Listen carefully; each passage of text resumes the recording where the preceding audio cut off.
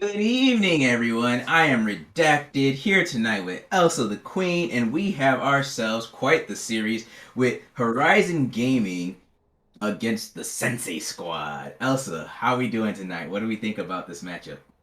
I'm doing well. I'm excited to be here for this matchup. Definitely kind of the understated matchup between the two, but still going to be really exciting, especially because Horizon Gaming, as the CCS 2 faithful know, Horizon Gaming has been absolutely stomping it. So far this split, they've shown to be possibly the strongest team that we have in this Thursday conference in particular. So, getting to see their high-level gameplay is always a treat, and I'm excited to see what they can pull out tonight. And then beyond that, too, having Sensei Squad here, Sensei Squad kind of an interesting team as we sort of get into the picks and bans because they've beaten a lot of these bottom tier teams, but really struggling against some of the better squads. Teams like PGO, teams like potentially Horizon Gaming. So I want to see them level up their game tonight as we start to go in through these bans. Absolutely. We would definitely see if Sensei Squad can pull out the level up. Horizon Gaming is on a tier 4-0 currently, second in the standings. Sensei Squad in the middle of the pack, and I'm sure they want to differentiate themselves from the rest of these middle level teams and, get themselves a better standing in the standings so that way they have a better platform once playoffs Absolutely. come by. And as we look at the bands here, we see the Jason Ari band, Vladimir band as well, and Hecarim band next. And I want to point out that we are on patch 12.5, and I believe Renata is enabled. So I'm curious to see Yep. if we'll see her out on the Rift from any of these Yeah. teams. Yeah, definitely could be a possibility. We've definitely seen it in pro play already so far. It's a really strong, has really strong range. Also brings pretty strong disengage as well. So we'll see if either team wants to pick that up. But looking at the bans, we got a lot of mid laners taken off the table. Hecarim notably taken away by Sensei Squad. We know that Gregorio's been incredibly.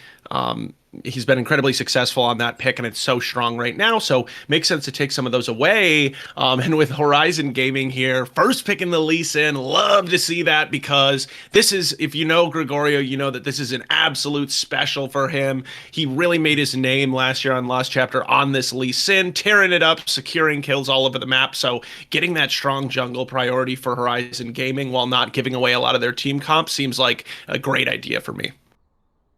Yeah, I mean, I'm not gonna lie. I know this isn't like pro play, but I'm not gonna lie. Still seeing the Lee Sin first pick for me is a bit shocking. But I did have the luxury of casting Horizon Gaming last week, and it was definitely the Gregorio show. So as much as it is a surprise to me, it doesn't really I guess it's not too much of a shock because I know what Gregorio is capable on for the jungler for Horizon Gaming. So I'm here for it. And with the Zinzao being picked up and the Caitlyn for Sensei Squad, so they're answering right back with another early game jungler. And we got the Caitlyn for the bot lane, so I'm curious to see what Horizons Gaming picks up next here. Yeah, and just kind of speaking about this sort of tier list priority for the junglers as we have a possible Ashe lock in. Jinzhou did That's what's recently plus. receive Jinzhou received a little bit of nerf, Mm-hmm. I believe. So he's a little bit weaker now. So that I think that's part of what rises champions like Lee Sin up in priority a little bit. But with Ashe Karma being locked in, kind of an interesting pick here from Horizon Gaming. Ashe, not something that we see a Oh, ton right now, but oh man, excited to I don't see mean it. to. Yeah, I No, don't mean you're to cut good. you off. I just want to point out Ash for anyone who hasn't read patch notes yet. She did receive a little bit of a buff on her Mm. mana cost. Um, going from 75 to 55 as the levels increase.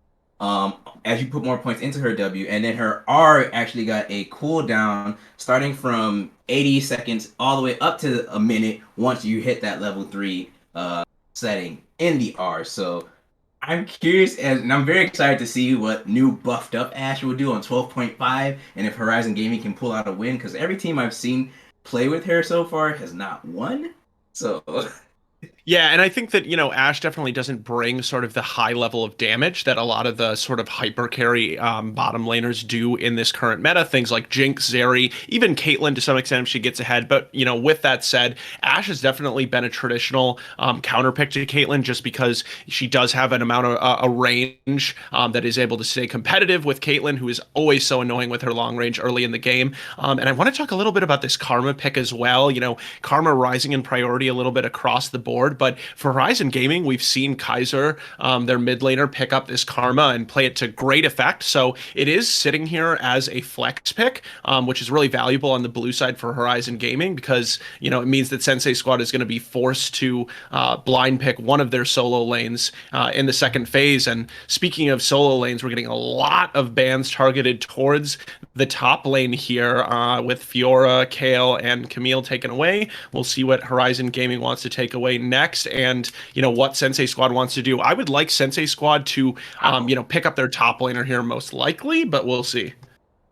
I mean, with four bans coming out from both squads directed towards that top lane, Gragas, could be a support jungle, but as of right now, we've seen him mainly in the top lane. Right. Actually, if I was Sensei Squad, I might save top lane for counter pick and take mid lane here, so that way you could see exactly what Horizon Gaming would pick versus picking your top laner now and then him potentially getting counter picked, And they do, Yeah. they pick the Vigard next, so it looks like we're on the same wavelength there, Sensei. Yeah, And no, yeah, yeah, you called it for sure. And I think that's also to some extent sort of calling the bluff of Horizon Gaming and saying, hey, if you're going to put this Karma in the mid lane, fine. We're just going to pick something that's safe. Vigar, I'm a huge fan of the champion right now. Everybody knows how hard this champion scales, which is super obnoxious. But the other thing that yeah. Vigar does extremely well is stay safe in lane. And with Horizon Gaming seeing that locked in, they're clearly pivoting a little bit with this Vex selection. Oh, I love the Vex. Vex has been,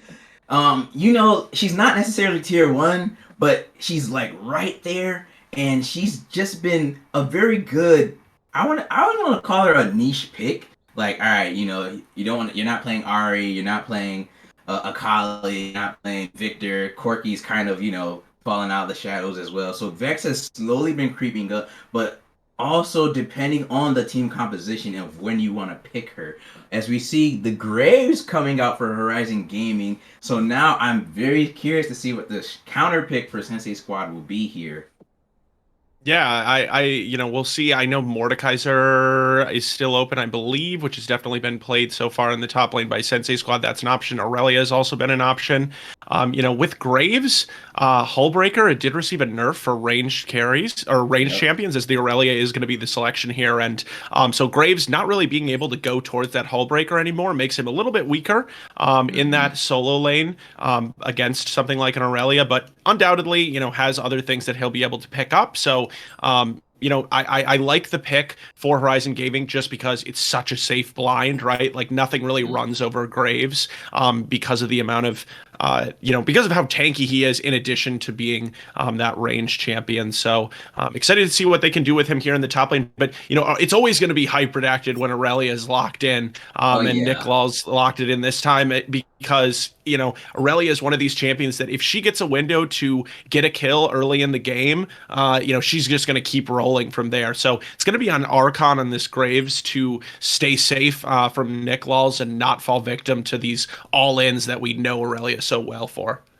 Yeah, and Elsa, I wanted to ask you, like, just based off draft now, we see Graves, Lee Sin, Vex, Ash, and Karma for Horizon Gaming. So to me, that sounds like Horizon Gaming, they want their bot lane to just play safe, farm up for when we need you in the mid to late game. But I can see Gregorio definitely focusing his attention towards the mid lane, towards the top lane, and of course probably getting himself ahead as well. So I'm keeping my eye out on this top lane top jungle duo here and seeing how they're gonna try and punish Nicholas on the Aurelia there. And curious to see if Aquatic Bear will catch that out and be able to support his top laner as well throughout the rest of the early game.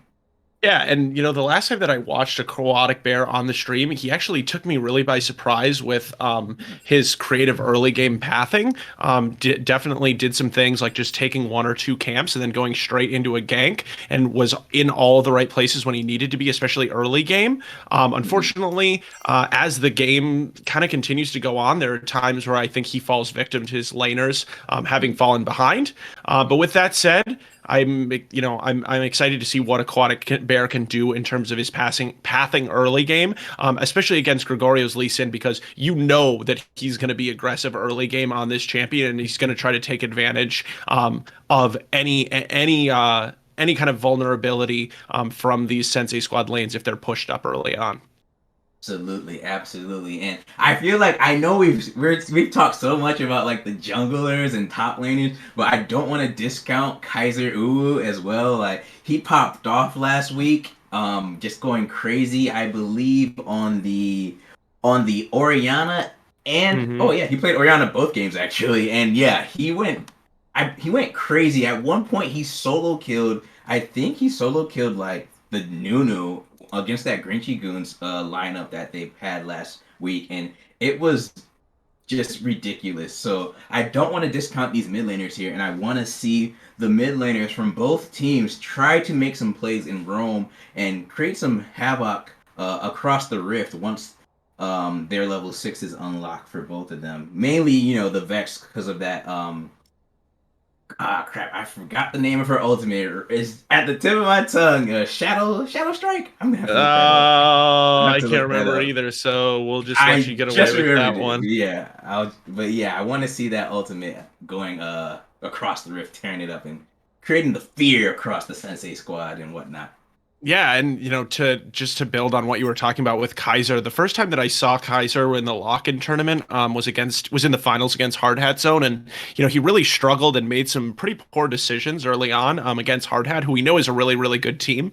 With that said, every time I've seen Kaiser since then, he's been super super dominant, and he's also been really flexible in his style. While he's usually always playing mages, he has at times looked super strong in those 1v1 situations, like you're saying, Redacted, getting those solo kills. But at other times, he's really placed his focus on roaming around the map with his jungler and Hmm. unlocking Gregorio.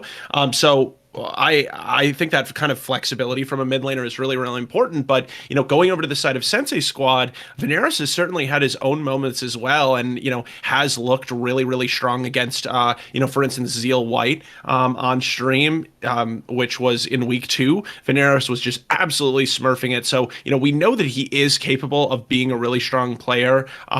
In the right situations. And I think that Vex is a smart choice in this situation because of the dive potential it has onto something like a Vigar that's just going to try to sit back and stay safe for the entire game. So, I like the way that the Vex will enable additional dive on top of the Lee Sin, as well as, the Ashe to kind of start off that long range initiation.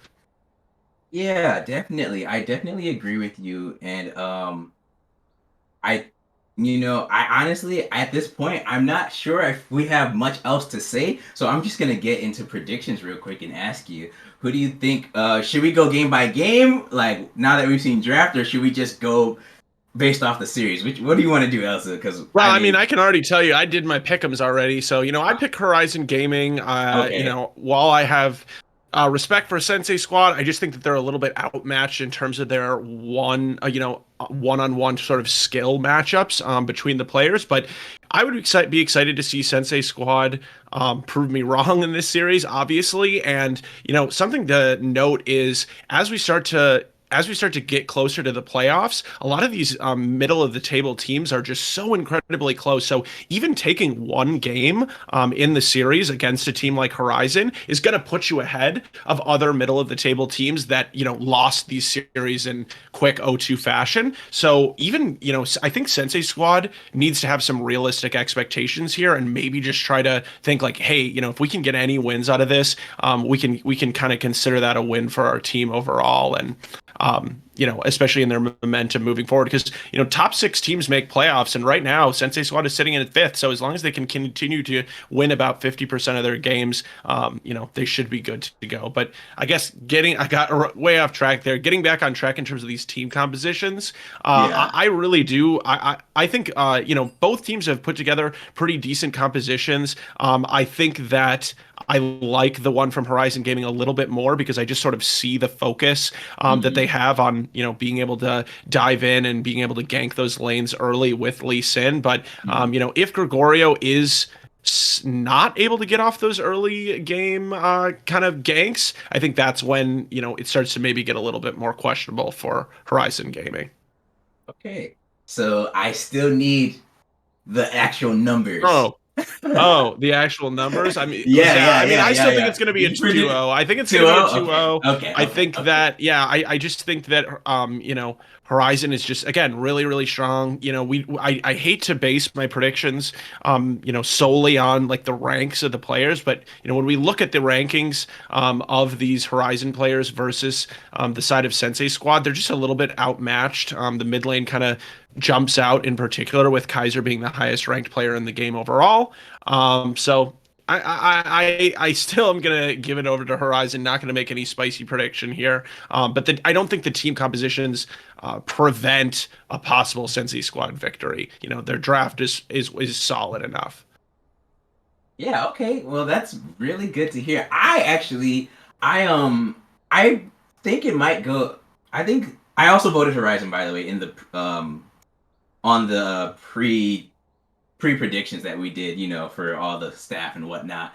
But I think it's gonna be Horizon 2-1 actually, and just Okay. because you never know with the potential. Once again, you already highlighted so many particular points about this composition for the side of Horizon. With if the Lee Sin doesn't necessarily affect the early game as much, they still have the Vigar that scales particularly well. Aurelia, if she even gets 1 or 2 kills without being punished, man, it's just becomes so much more terrifying to deal with that champion after she gets Absolutely. an injection of gold. And then of course you still have Caitlyn and Thresh farming safely in the bot lane.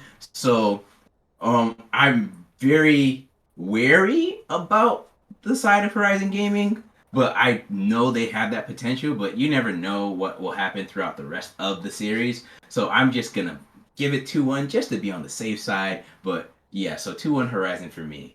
And with that being said, I think we are still. Oh, Yeah, yeah, we're gonna go into the client draft here okay. now. So we can sit through the client draft, if we have anything else to say about the teams. I mean, I just think, like I said, I don't think any team is hard winning out of the drafting phase, but I am looking for these junglers to be pretty active around that top lane because for Gregorio, I think he wants to be able to be in the right place at the right time to punish if there's in the event of an overextension by the Aurelia trying to get a kill onto Graves. And then in the other side, for Aquatic Bear on this Jin Zhao, I'd like to see him get into that top side as well to make it a 2v2, and also just to be able to get his Aurelia ahead early. So that's kind of like my lane in particular that I'm highlighting early on in this matchup that I'm excited to watch.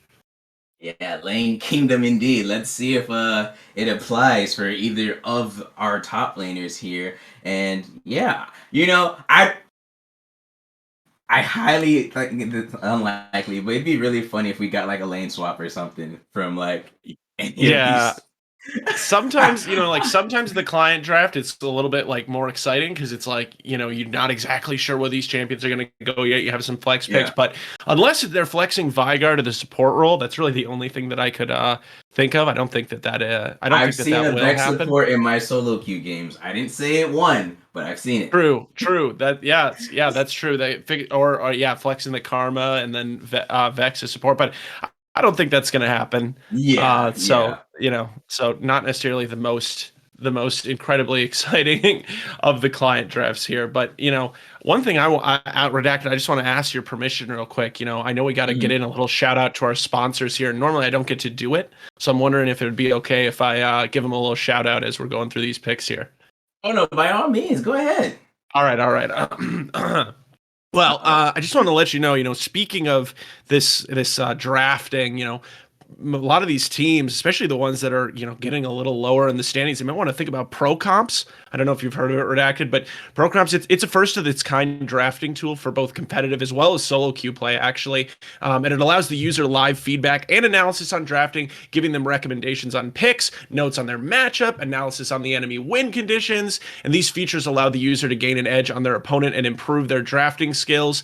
And I'm going to let you all in on a little secret if you're watching this stream today. You can use this fancy code CCS25 and you're going to score yourself 25% off your first 6 months. It's an awesome tool. I've been using it in my own solo queue games actually to influence my own picks, and definitely have had a higher win rate ever since. Still hard stuck silver though.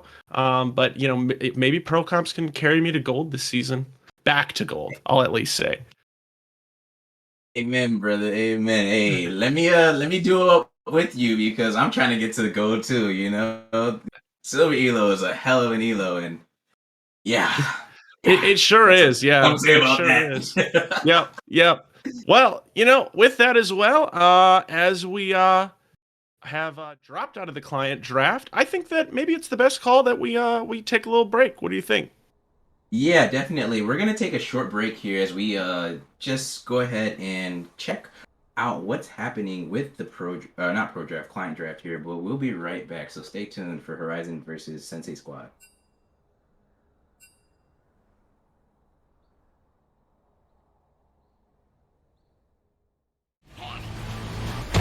Hold on. I'm about to say something really cool. 3, 41, 9, and lift off! No one dies screaming without me. I feel like I forgot to shoot something. You're starting to bore me. She's such a loser, always ready to cry. Ah, come on. What's the worst that could happen?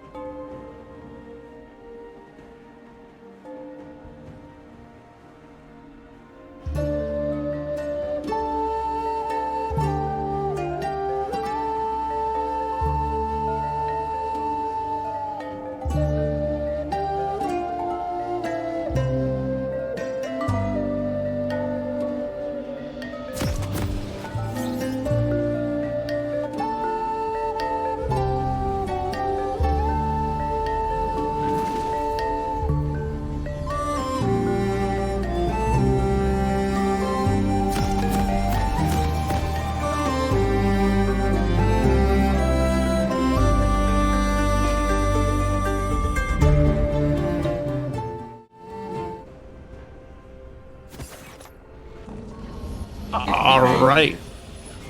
Go ahead, my friend. And we are... Oh, Welcome to Summoner's Rift. can you hear me? It's a little bit of lag. Okay. 30 seconds. This is a fun until stream. minions Can, Elsa, can you hear me? Honestly, Yes, I can you hear you, but it yourself just to keeps play cutting games out. with you. Okay, No, I can't hear I'm you. so sorry. I can hear you. You're good. You're good. You're good. Well, let me just start out then. Let me just give your internet a second here as we also kind of explain the situation. So basically, thank you so much, everybody, for waiting. We had a long delay as Gregorio seems to be experiencing some kind of difficulties preventing him from remaining in the game. So we do have a extra emergency sub coming in for Horizon Gaming in the jungle with Perky the Parrot taking up the Lee Sin that was picked for Gregorio. So, you know, this brings a really interesting additional kind of layer, I suppose, to the drama of this game, just because Gregorio, we know he's such an integral member of this Horizon Gaming squad. And on top of that, Perky the Parrot, not a jungle main, forced to play the Lee Sin instead of being able to actually pick for himself. And so we're going to have to see, he has a skin on Lee Sin, at least redacted. I don't know. Yeah, I mean, having a skin, but like you said, there's a difference between like playing Lee Sin and being a Lee Sin player. You know, we looked up Gregorio, we out GG'd him, and he seems to be an 80 carry main actually. Perky the Parrot, yeah. Perky the Parrot. Did I call him Corky? Whoops. No, yeah, you're good. You're good. Yeah. Yeah, so I mean, it's going to be very interesting to see how this changes up the dynamic for Horizon Gaming and just how they change up their composition and their team play. Do they still try and is there still going to be that top jungle synergy that we were talking about with Gregorio in? We don't know how Perky plays. I've never seen him play, so this could be a very critical game squad to try and take the reins of and hopefully capture. Yeah, and I mean, as far as I'm concerned, or as far as I know, I don't think that he's a player who plays with the team very often. So as you so rightly pointed out, Redacted, they're not going to have that synergy built up that Gregorio has been able to, achieve with the team. With that being said, Aquatic Bear up in this top lane is going to get the knock-up onto Archon, who flashed away, but it looks like he's going to go alone. He's going to go down. Sorry, not trying to do your job. I just wasn't sure if you were connected. Oh, no, I'm here, but you know what? I don't know. I'm just gonna, hold on one second. I'm going to reconnect real quick. So we do see that first kill going down into the top lane. Aquatic Bear, I already shouted out how he often has these creative early game paths and is able to take advantage of that to get into the top lane and take down Archon. So this is exactly what the Aurelia needs. The kill does go over to the Xin Zhao, but just allowing Aurelia to get through this early lane phase where she often would be harassed by the range that Graves is able to bring to the table is super important for this champion. It also is going to give Aurelia an experience lead that should manifest itself in getting level 6 first, which is a huge power spike for this champion. And as we see in this top lane, Nick Law's trying to go a little bit aggressive, not able to land the flawless duet. And, Archon, one thing about Graves is, as Nick Laws is going to go in for another trade, but that's the thing about Graves. He throws down the smoke screen. He has his passive, which gives him so many extra tank stats. And is able to use that to a lot of effectiveness. Now, Niklaus, he's just trying to get this wave pushed out because he does have the teleport available, but wants it to crash, and that's the beauty of Aurelia using the Q there. Not going to crash all the way, though, so he is going to recall and try to make his way back in. Awesome. And Redacted is back. I am back. Can you hear me? Yes, I can hear you for sure. Awesome. Alright, thank God, because I really wanted... Oh, you're still cutting out a little bit. That's this, so, what? Oh, I said, what's been happening? Not much happened.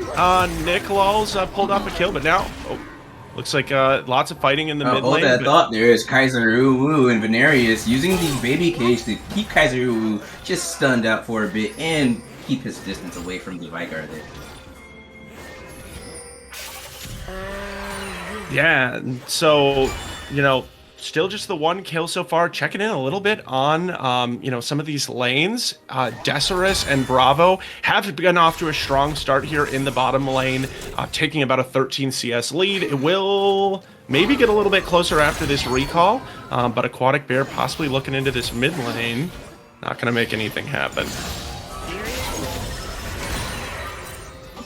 And it looks like the Dragon is possibly going to be started up, but Kaiser, he might be in a bad situation here, is going to be caught in the cage. He's still going to get stunned at the last second. And Veneris, does he have it enough to take it down? One more auto isn't going to be enough. And Kaiser, even though he made the mistake of stepping into the baby cage before it disappeared into the abyss there, is going to be able to escape. But on the other hand, it is going to be the first Dragon of the game, and Ocean Drake picked up over on the side of the Sensei squad, who have about just a 100 gold lead so far in this game. But, notably Perky the Parrot on this Lee Sin emergency sub hasn't been able to do anything so far, is looking to maybe invade the jungle of Aquatic Bear right now, but that if Gregorio was the one on this Lee Sin pick, we would have seen ganks already. But now Matrix Shadow getting really aggressive in the bot lane. Flash forward from the kid, trying to get the play, but not able to make it happen, as Decerus is going to pick up a shield that has to flash away. He is ignited. Multiple members going so low here, but there's Aquatic Bear. Will he be able to get in? And gap close against Decerus. No flash available for the Ashe or Bravo on the Karma. Bravo, though, gonna probably sacrifice himself here, as the kid is able to land the death sentence. But now here's Archon. What's he doing here into the bottom lane? Has teleported in, has level 6 available, so there's a lot of damage as Decerus getting really low. Does he die to the minions? He does, but it's going to be an execution. Meanwhile, Perky the Parrot gonna find Aquatic Bear here into this jungle, and it will be Perky picking up the 1v1 kill. Impressive from the emergency sub from Horizon Gaming. That was a lot of action, but at the end of it all, it's gonna be a little bit of an increased lead here from the Sensei squad.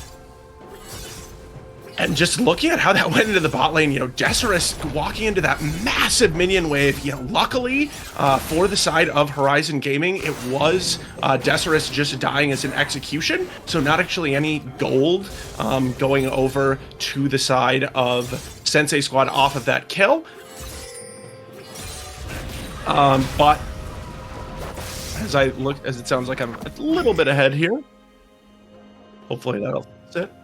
And Archon just kind of roaming around the map right now, as now Aquatic Bear hits the W, jumping onto the Rift Herald, as I believe I'm now synced in. And I don't really understand what's happening right now, as it looks like there's been a lane swap between top and mid, with Kaiser going over to the top lane and Archon getting out of that baby cage, as it's going to be another objective going over to Sensei squad here. So they've picked up a Dragon so far for themselves. They've managed to pick up a Rift Herald, and in the disarray and in the sort of chaos that has resulted from Gregorio not being able to be here, it looks like Sensei has been able to take advantage.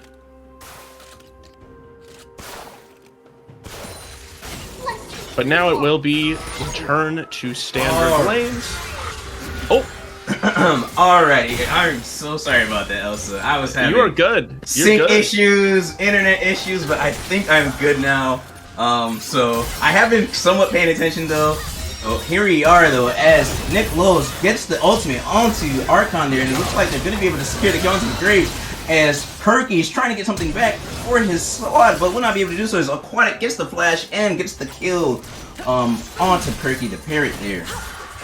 So, Sensei squad, 4 kills to 1 right now, with about a 1k gold lead, and so this game is turning out severely in their favor so far, and they're doing pretty well, Yeah, it is, and I've complimented Aquatic Bear a few times, and I think he is a very capable jungler, and he really is getting the chance in this game to show his capability, right? He should be able to dominate an AD carry main on a jungle pick that he didn't even, that Perky the Parrot didn't even get to select for himself. And he's delivering just that. And, we called out, let's see some ganks into this top lane to get Nick Lulz ahead, and they've delivered exactly that. And with the Blade of the Rune King already being built up here at just 10 minutes by Aurelia, yeah, it's going to start to get really, really oppressive for this Graves. The healing, as well as the all-in potential, should any of these flawless duets happen to land. Archon has got to be very, very careful because, you know, at this point, especially at this point, he doesn't even have a turret redacted. I mean, look at him. Look at how far pushed up he is, and he's going to have to continually do that for, you know, the foreseeable future. So we'll see if they're able to continue punishing. Yeah, absolutely. It looks like Sensei Squad will be doing indeed as they invade onto the red side jungle here of Horizon Gaming, and they're, you know, we did mention this, that if Horizon Gaming didn't be proactive in the early game, we could see Sensei Squad taking this game. And right now that looks to be happening here. As you know, the kid gets the death sentence there onto Bravo, and they will secure his life indeed, as Aquatic Bear using the wind of lightning, trying to get not quite. the oh yeah, no. Looks like no dive. But Venerius here using the baby cage onto Archon as Kaiser Uwu misses with the Shadow Surge, trying to get the Fury flash out from Venerius here, and he will survive and keep his life as the mid laner and top laner of Horizon Gaming back off here, and Drake will be secured by the Sensei Squad. Yeah, and Venera starting to get a little bit poked out here. Has to be a little bit concerned about the possibility of Kaiser going in. Did utilize the ult already. Flash coming out from Vanik Los here as he's pressing forward onto Pricky the Parrot. Ace in the hole just used to push out the Karma there, but nothing will be given to the side of Sensei Squad. But they are making their presence felt all across this map here, putting the pressure onto Horizon Gaming, and I know they have to be sweating just a little bit here in their combo now. No, they for sure. I think that this has definitely created a situation in which Horizon Gaming is likely, you know, very much not, you know, it's just probably a little bit flustered, right? You know, your entire game plan has kind of gone down the drain with not being able to have Gregorio, and then on top of that, you're trying to communicate through all of those issues, and it has been Sensei Squad just taking advantage of that in the early game. Their Vanguard taps here, yeah, using the enchanted crystal arrow there just to stun the Vygar there to ensure his life is not taken by the Vygar. So well played from Deciris out here, or Deciris out here. Yeah, and I wanted to, you know, just I really liked the way that you put it, redacted, in terms of Sensei Squad making their presence be known on the map, because, you know, Niklals with that really aggressive play, you know, a minute ago, flashing forward to get the ult. I really like that, even though it doesn't result in kills, because it's just pushing the tempo here for Sensei Squad. You know, that they have Horizon on the back foot in a situation that they feel uncomfortable. I think that they want to extend that as much as possible. Now, with all of that said, I do want to point it to this Ashe here in the bot lane from Deciris, who has been an extremely strong player for Horizon so far this season. Oh, that thought though. Shadow Surge comes out from Kaiser Uwu, cleanse, but his life will be taken from the Matrix Shadow's life will be taken. His Shadow Surge is placed again onto Aquatic Bear, but he will secure the kill onto Kaiser Uwu. Archon trying to fight back, but gonna tap the Aquatic Bear and tell him to back up for a bit. 1-1 for both squads. Yeah, and, you know, we didn't see it on screen, but there was a dive into the bot lane with Perky Parrot picking up the kill onto Matrix Shadow. So nice for Horizon Gaming to actually start to get something going because of these issues that they've had. You know, the gold lead is sitting around 2K. Pretty substantial for 14 minutes, but it's certainly not, you know, something that is impossible to overcome. You know, it does make us think a little bit about the scaling, though, right? And Vygar is probably the hardest scaling champion in this entire game, but also Aurelia will get really, really strong in that side lane with the split push. I'm not really sure about Graves' ability in the late game to match, but I think that with the lead that Niklals has been able to build up, he should be, you know, he should be able to have priority in that side lane for the foreseeable future. So really the biggest issue right now is that Matrix Shadow on this Caitlyn has yet to complete an item. Caitlyn is one of these champions that's really, really awkward if she doesn't get ahead early game. She kind of hits this really strong power slump. So for the foreseeable future here, Deciris is going to have the advantage in the AD carry department. Absolutely, yeah. And just like you said, she is gonna have that weird. I've heard a lot of people call it a little power. Oh, hold that thought. Enchanted Crystal Arrow comes out from Deceverius here. Flash out from the Archon as he uses the Q there to just get some damage onto the Thresh. They're trying to secure any members of Sensei Squad's life, but they won't be able to do so. And the squad is just gonna back out and look at top lane. Flash and an ultimate burned. Oh my goodness, the top Nick Lowes is just going to town on that tier 2 turret there. And they don't end up burning any summoner spells either. Matrix Shadow already missing, both the cleanse as well as the flash, so didn't have it to expend, but not having to use it. Thresh, the Dark Passage, able to get him out to safety there, which is one of the reasons why this is such a strong support champion in this meta. But as the Rift Heralds drop down here in the mid lane, we'll see if Horizon is able to defend this turret. I think they can. Yeah, yes. Barely, just barely. If only Sensei Squad got a bit more chip damage onto it, it probably would have went down. But Drake is coming up, and it will be the Hextech Drake coming up next. Or actually, it's a Hextech Soul, Rift Soul. I didn't even notice. Probably due to all my issues I was having earlier. It's understandable. You and Gregorio are in the same camp, I guess. So, I'm still in the game though. Yeah, that's fair. That's fair. You're in the camp. Gregorio's waiting on the bus outside, I guess, or something like that. Yeah, you have a TP coming out though. But Kaiser Uwe using the Shadow Surge there, trying to get the fear onto the side of Veneris and Nick Lowes. Using the Ignite onto the Thresh, will not be able to secure his life. Archon using the Q there to try and kill Matrix Shadow will be able to do so as we have another fight going on in the mid lane here. The Sirius and Bravo are just 2v1ing Aquatic Bear, and he's trying so hard to fight back. The shutdown goes as the Sirius barely walks out with his life using his sums and the Karma Shield to ensure he stays alive. And now Perky the Parrot trying to clear out this controller here, but Nick Lowes is here to just harass him, but he will get over the pit there with the Q ward hop, and he just walks out with his life. So, Elsa, what just happened? We had two fights simultaneously going on.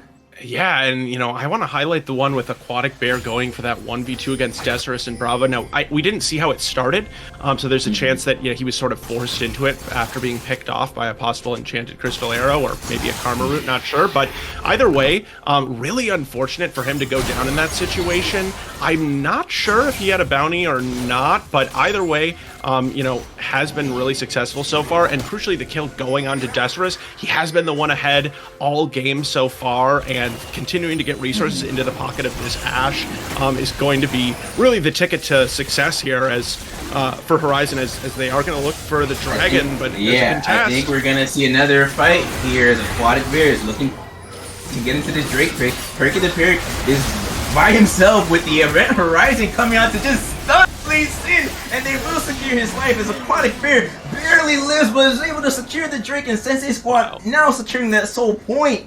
Oh my goodness, this game, despite all the setbacks for Sensei Squad, despite what Elsa and I said about Horizon Gaming potentially taking the series, Sensei Squad will not be denied, and they look to take more a position of power in this game one here. Yeah, and the margins are just so close so far in game one, with Aquatic Bear going really, really low, but managing to survive. And we've talked about maybe some communication difficulties with this E-sub sort of situation, and I wanted to point out that Kaiser hit a really nice Q there on Vex, and I think had the opportunity to go in for a really big ultimate but chose not to pull the trigger. And that's just kind of emblematic of not having that sort of synergy that is already pre-built with the rest of your teammates, as they would normally have with Gregorio. So just continuing to take advantage, but again, notably, gold lead is not that big, so Horizon's certainly not out of it so far, and Veneris continuing to scale. He is 2-1-0, but will he be able to stay alive against a significant amount of dive here from Horizon as the game goes on? Yeah, absolutely, but I mean, Elsa, like we mentioned, honestly, this game to me right now, despite the minuscule gold lead, it's about 2k.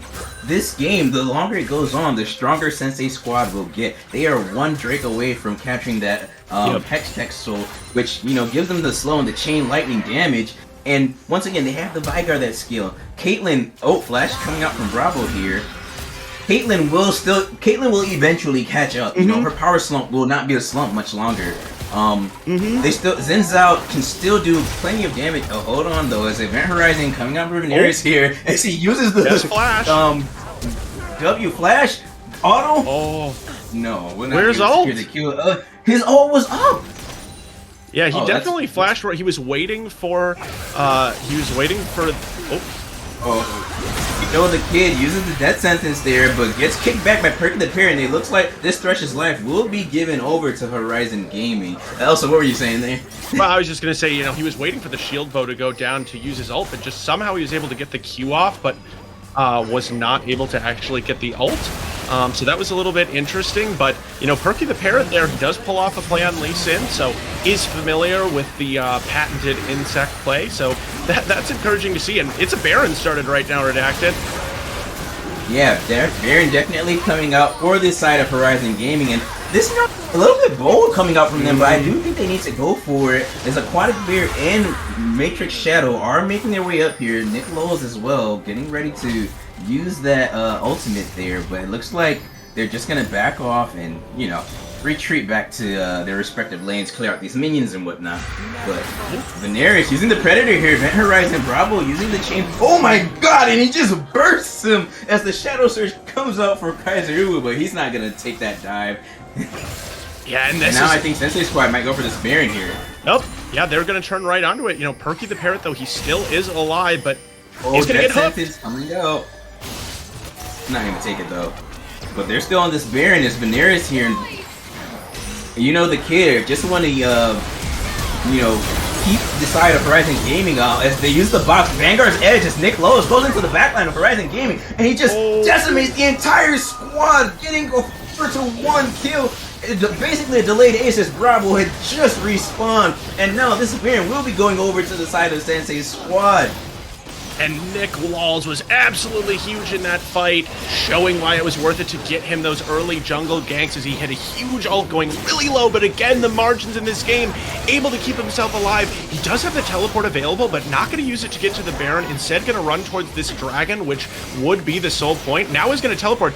The one thing, Redacted, is look how slow this Baron is, because of Caitlyn is actually a pretty slow Baroning champion before she hits like 2 to 3 items, so the Baron will eventually be secured, but I think it will be at the cost of Sensei being able to set up for this soul point. Which, yeah, you know, absolutely. not the end of the world, right? Like, obviously, Yeah, if one dragon goes to Horizon, is Desterous running away?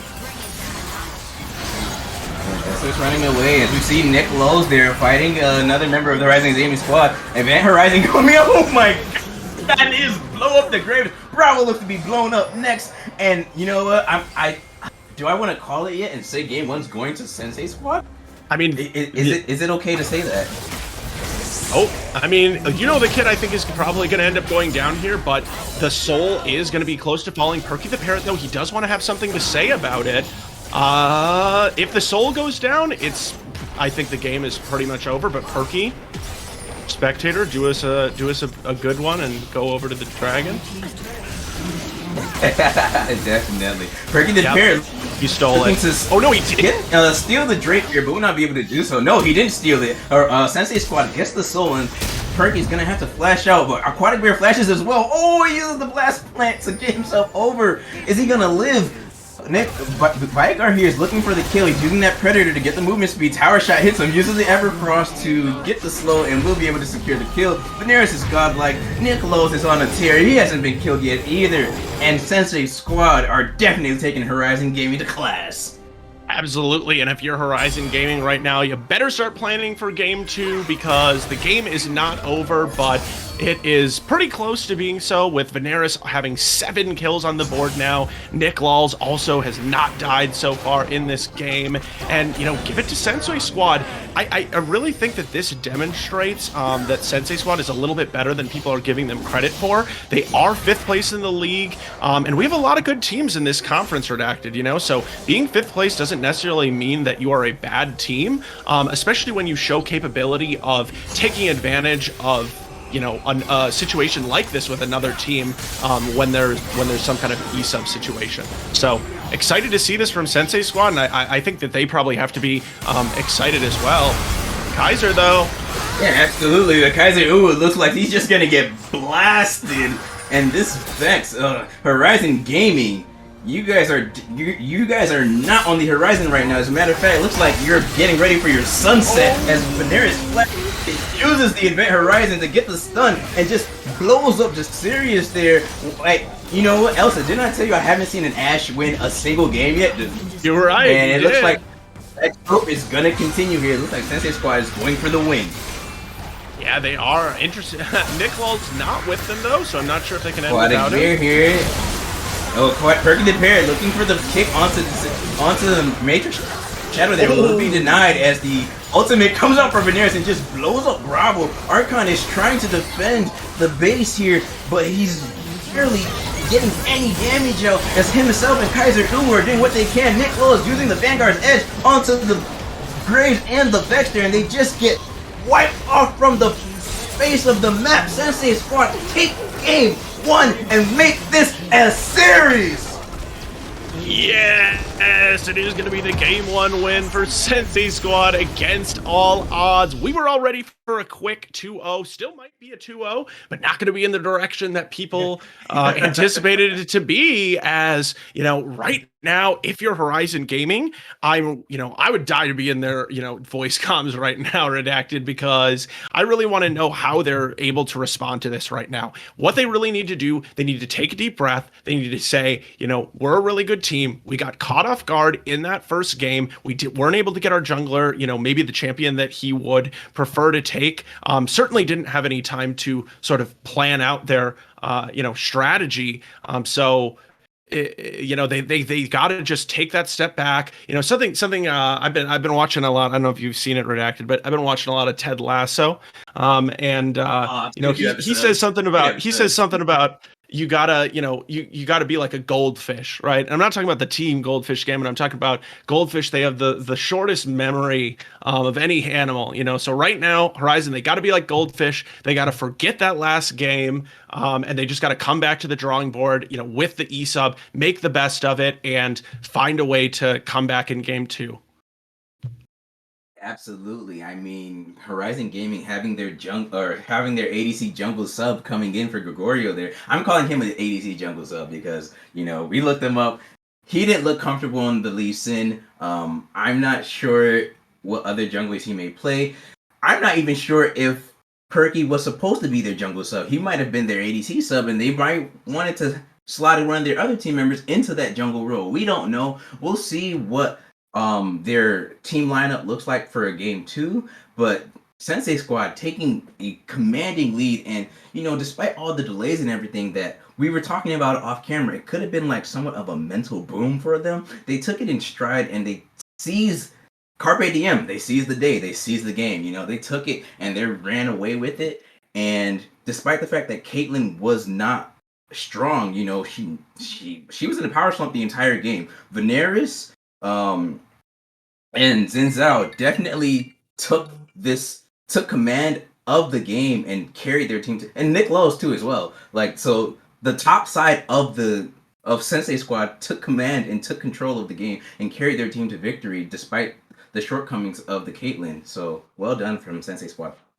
Yeah, no, you said it really well. I think that this maybe the scariest thing about this is how they showed a lot of dominance in multiple lanes. You mentioned how Nick Lulz and Veneris both super successful.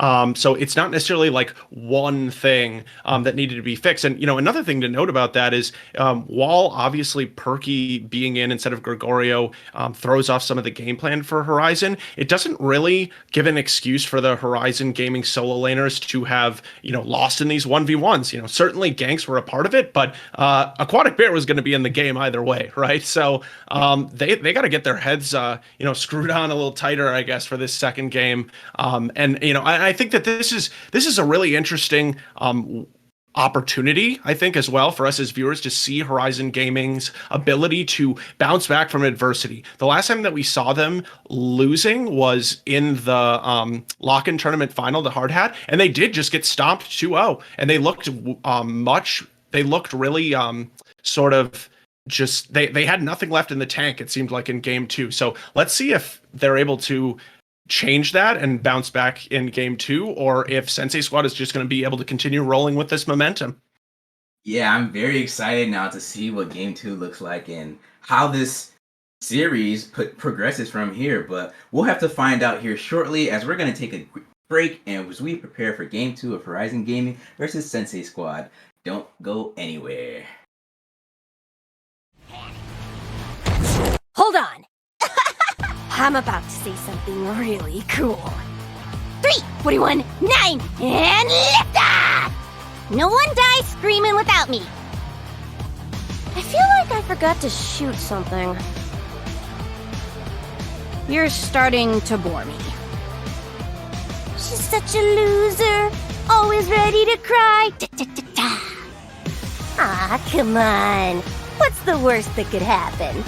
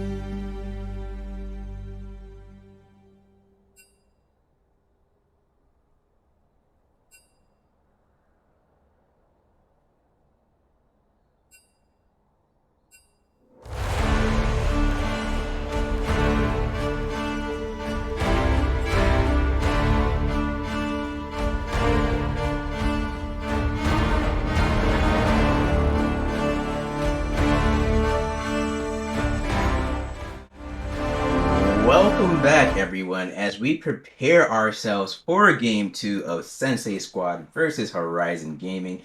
And we have some good news for those Horizon Gaming fans out there. Gregorio is back.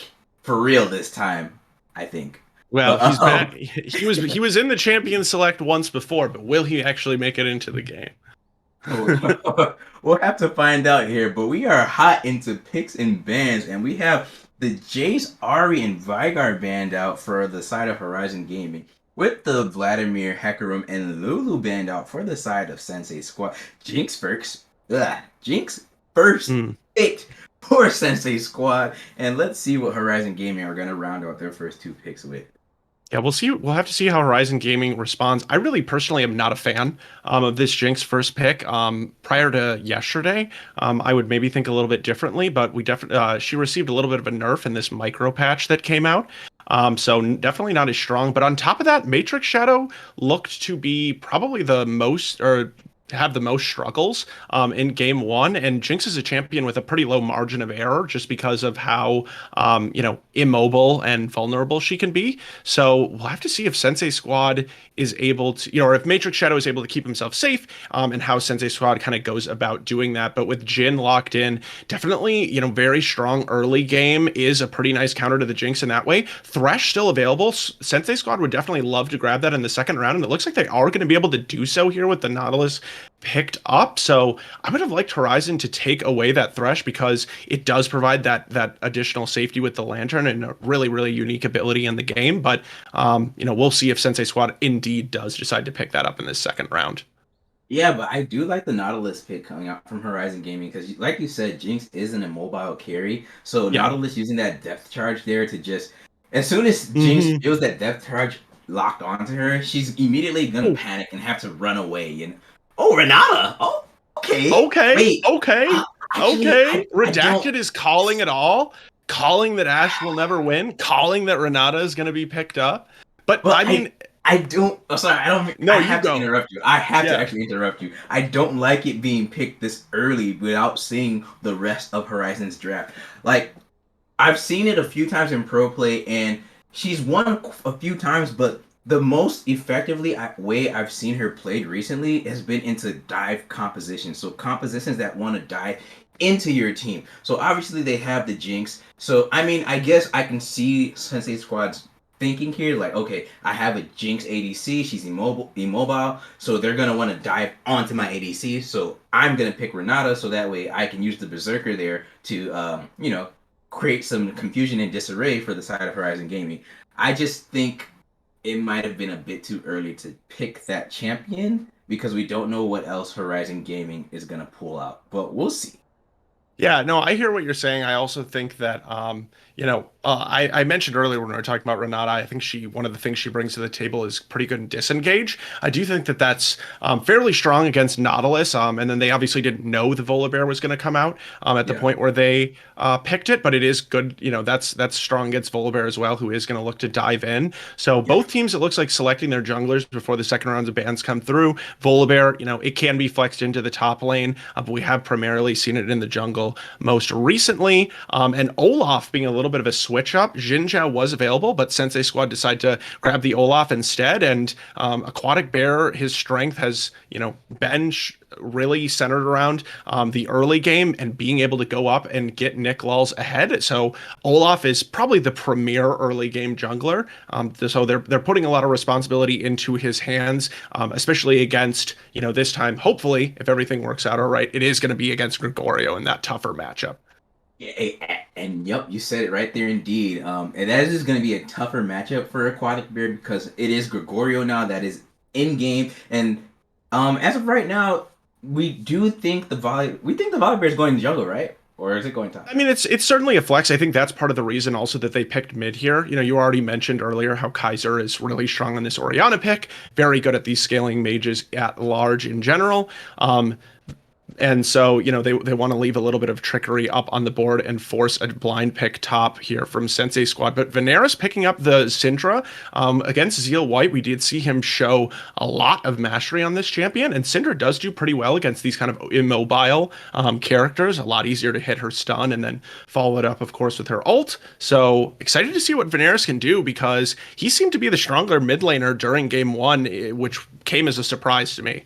Sensei Squad, y'all are some bad people. Oh my god, I just realized. Hey, I see what y'all are doing, Sensei Squad. Look, they got the Syndra, they got the Gragas, they got the Olaf, Renata, and Jinx. So, I mainly want to focus on the Gragas, Syndra, and Renata here. Gragas is gonna ult, Syndra's gonna stun him, Renata's gonna use her Berserker there, and then Jinx is just gonna clean up, and Olaf and Jinx are gonna clean up. Sensei, y'all are Sensei, I don't know if y'all have done this in scrims, but I like your draft so far. I like it. I like it in theory, for sure. Yeah, I agree. Yeah, no, I think in theory this is really strong. The Aatrox is going to round it out for Horizon, which is a strong pick into Gragas. But I think that if Nick lulls, the way I assume he's going to play this lane is just play safe, right? You're not picking Gragas to win lane. You're picking it because it brings really unique disengage power to the team. So I criticized the first pick Jinx early on, but Sensei Squad has definitely calmed my worries a little bit as we've continued to go through this draft. The Renata, as well as the Gragas, even the Syndra with her stun provides a significant amount of disengage. So it's going to be tricky for the Aatrox and the Volibear and the Nautilus to get onto this backline. If they do, they have a lot of opportunity to blow up the Jinx and kind of take it from there. But I kind of agree with what you said so far, Redacted. I think that this Sensei Squad composition is really, really strong. And I'm, excited to see how they're going to play out these team fights. Absolutely, definitely, indeed. And for the side of Horizon Gaming here, like they, even though they saw the Renata pick, they still drafted more so dive champions with the Volibear, the Aatrox, and the Nautilus. So I'm very I'm a little bit. I want Horizon Gaming to just be a little bit cautious, but I do have faith in them because Gregorio is, as of right now, is back in the lineup. So I feel like I don't know what their comms are like, but I think Gregorio is probably going to be more of a team leader and commanding voice to help them navigate these team fights and ensure that they don't mess up and just get wiped completely when these neutral objectives come out, because those will be the pits and the Baron pit and the Dragon pit will be very critical junctures for the side of Horizon Gaming, because Sensei Squad, they have a lot of tools that they can use in these tight spaces to just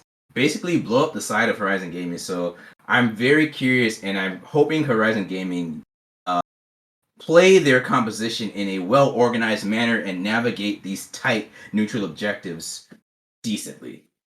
Yeah, and a big strength so far from Horizon Gaming this season has been their mid-jungle synergy ever since Gregorio taking over for Sultan. It's been really seamless with Kaiser kind of, again, picking up some of these champions like Orianna, who certainly scales really strong in damage, but also really beneficial in a 2v2 with something like a Volibear, able to put the ball into his head, speed him up, also pretty good ball delivery system with that as well. Really there's three characters here on the side of Horizon Gaming who are able to deliver the ball into the middle of the team.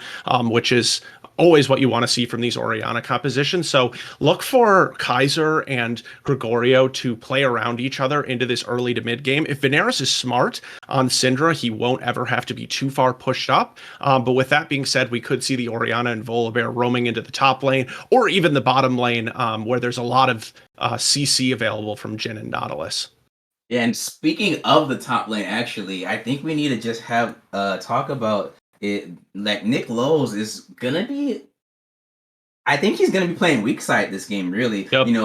Archon is on the Aatrox there, which is a very strong pick with those 3 Q strikes that he has, Gregorio with the Volibear stun. So Archon's just gonna have to play a little bit more safe here, as I do think Sensei Squad want to try and infuse this Jinx with as much gold and as much priority as possible, because I just feel like the faster you can get this, we've seen it for the entire season so far, since season 12 has started. The faster you get Jinx online, the better it is for you.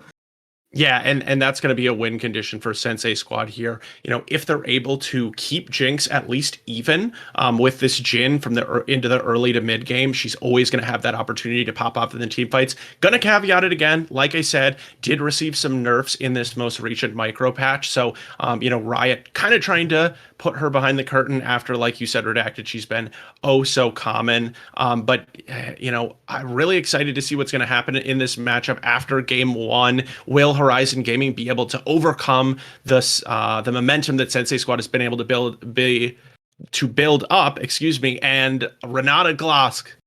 No, I have nothing else to say. You know, just excited to see that as well. Actually, you got one more thing to say, and I'm gonna give you this opportunity, Elsa. Are we changing our prediction here? Are you changing You, your prediction? I won't say you know our what? prediction. Are you changing your prediction? Okay, yeah, you want to divorce yourself from my predictions because yours tend to be a lot more accurate. But you know, let's see. You know, I think again, like both of these team Gregorio is compositions have back. Gregorio is both back. both of them have strengths. But you know, I'm gonna go back to what I said. You know, like you just said, I'm gonna go back to what I said initially. There should be a skill gap on the side of the Horizon players. Now that they finally have everyone back, they hopefully had a chance to take a deep breath, and I'm gonna keep my money on Horizon for game two. Okay, but technically you already kind of lost the whole predictions because you said 2-0, and It's true. Sensei Squad took game one. So I mean, I don't know if I want to change my opinion here yet, because I just don't know. Like with Gregorio being back, we obviously know how great of a player he is, but their composition is just. You know what? Actually, hold on. I'm gonna go Horizon. I'm gonna stick with it. I'm gonna stick with my prediction. As much as I like Sensei's composition, I think Gregorio is just such the X factor for Horizon Gaming and such a strong player for their squad that I think he is going to be able to come back into this series and lead Horizon to victory basically. So yeah, I'm gonna stick with my prediction still. 2-1 for Horizon Gaming. I'm sorry, Sensei fans, if you're out there. I think Gregorio is too strong, but I hope I'm proven wrong. So we'll Yeah, have I to mean, find certainly out. we were Though. surprised in the first game, so we're hoping for more. Yeah, absolutely. But we will find out here shortly as we're going to take a quick break as we load into game two of Horizon Gaming versus Sensei Squad. Stay tuned.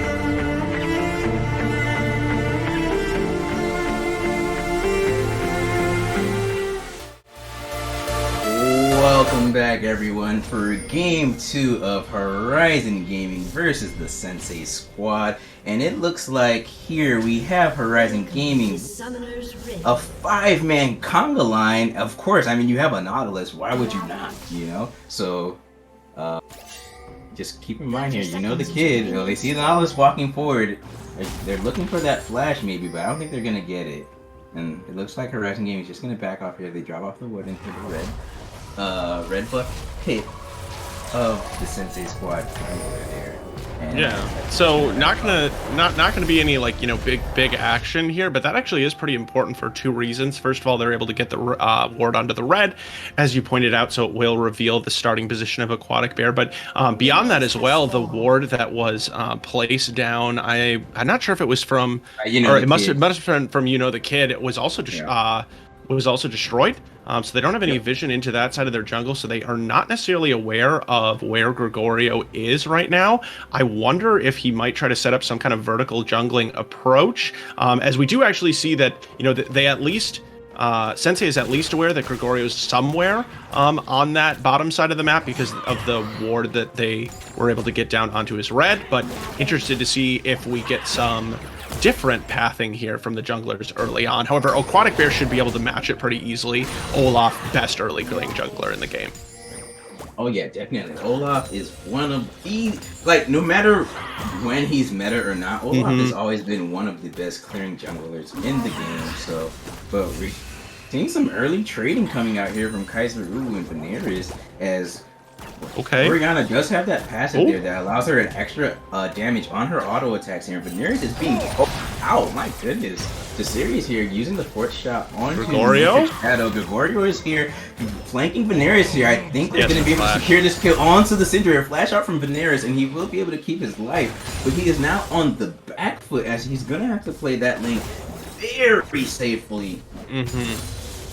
Yeah, getting trading that, they did trade 1-for-1 flashes with Gregorio also flashing forward, but he'll take that any day of the week with Veneris playing this immobile mage in the Syndra. So definitely look for him to be back here. And yeah, Kaiser with a strong trade there at level 1 using that Oriana passive. Veneris, he is really strong in this Syndra, as I did point out earlier. So it is pretty strong. I would say that he's being forced to be pushed back, not able to play aggressively against Kaiser. But looking at some of the other lanes so far, I was interested to see if this bot lane ends up being pushed up for the side of Shadows, because if they are, it's going to be a huge gank target. However, right now, Gregorio is on the other side of the map. Speaking of the other side of the map, Archon has taken a pretty big lead so far, but Nick Lawls is on the Gragas and is waiting for that wave to crash into turret to catch up a little bit. Absolutely, and as we saw Aquatic Bear there just pivoting around the bot, hovering around the bot side. Looks like he's going to be able to get that scuttle there, I think? Or was it already taken? Yep, nope, he gets the scuttle, but they had vision, so they know where he is. So Horizon Gamer are going to be, they're going to play a bit safe, just aware that the Sensei Squad jungler is in the vicinity, and it looks like he was going to back at first, but he's now in the bush here. Might see some alcove gaming coming out from Aquatic Bear. We get the engage coming up from the series here, and Aquatic Bear flashes out onto the Nautilus there. Will they just get they will get the kill. First blood from Bravo onto the side of Sensei's squad. And that's what I like to see. You know what? They've got to be aggressive. I honestly think so, because initially we all kind of were writing off Sensei Squad that we think Horizon Gaming were going to take the match. But now I would say for Horizon Gaming, their tempo's a little bit thrown off because of that game 1 loss. But now they actually have their full lineup back. So Sensei Squad need to be aggressive, but smart with their aggressiveness, to ensure that they could potentially make this a 2-0 series win for themselves. And they have the 500 gold lead just 4 minutes into the game. And, it's funny because as Aquatic Bear was walking up into that lane, I was just about to say, with Renata Gloss being the support pickup here, there really isn't very much, set up for these Olaf ganks in the bot lane. But even with that said, Bravo set it up for Bravo set it up for Sensei Squad going in for that hook at really the worst possible time, and it just shows a little bit a lack of discipline, I would say, from Horizon Gaming's support, because they didn't know where the Olaf is on the map. You know this Olaf is going to be active in the early game, not to mention Aquatic Bear as a player. Oh, that thought though, as Bravo looks like he's gonna be chunked out here as Olaf, the Olaf using the axe there to slow him down and get the kill onto the Nautilus there. Flash coming out from Kaiser Ubu as Veneris is looking to finish the Orianna off, but will not be able to do so as the warrior just covers the mid lane. For his mid lane, they're probably gonna try and clear out the CS and ensure that Sensei Squad doesn't get too much plate gold or no plate gold at all.